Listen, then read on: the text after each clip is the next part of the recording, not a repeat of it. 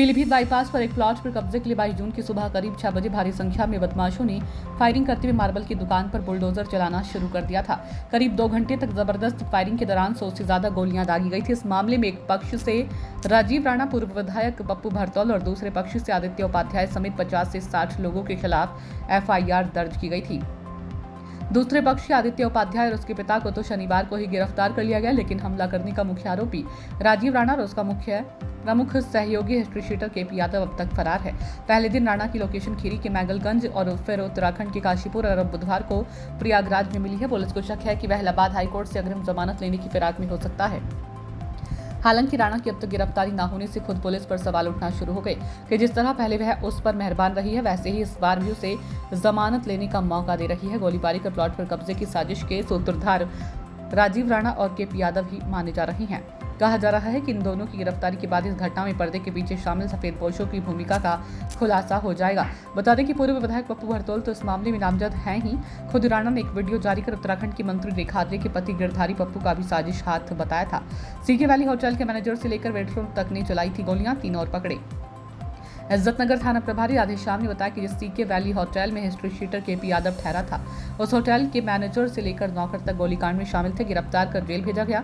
Manoj Katiyar hotel का manager था, जिसने गैंगवार के दौरान खुद लगातार फायरिंग की थी। वह एक कार में 2 लोगों को लेकर प्लॉट पर कब्जे की शुरुआत के समय ही पहुंच गया था। मंगलवार को पुलिस ने मनोज कटियार, नमन गोस्वामी और हर्ष शर्मा को गिरफ्तार किया था। बुधवार को तीनों को जेल भेज दिया गया। हिस्ट्री शीटर अनुज मिश्रा और एक अन्य आरोपी से पूछताछ की जा रही है। फरार आरोपियों की गिरफ्तारी के लिए लगातार दबिश दी जा रही है। 3 आरोपियों को बुधवार को कोर्ट में पेश कर जेल भेजा गया। अन्य आरोपियों को भी जल्द गिरफ्तार कर लिया जाएगा। मैं राजीव कुमार राणा SSP बरेली से बात करना चाहता हूं और अपना पक्ष रखना चाहता हूं।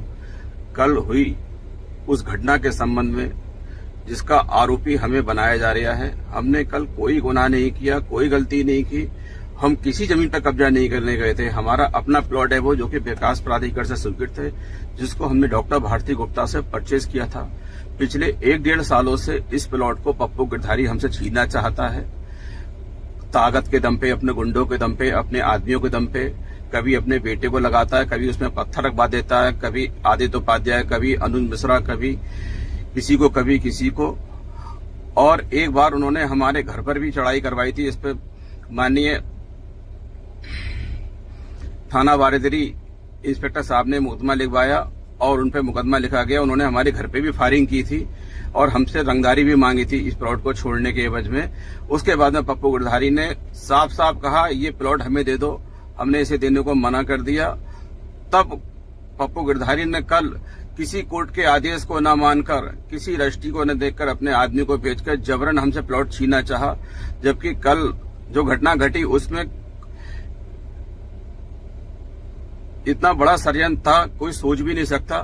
फिर से मिलेंगे ताजा खबरों के साथ, तब तक बने रहिए हमारे साथ और देखते रहिए हिंदुस्तान न्यूज एक्सप्रेस लाइव।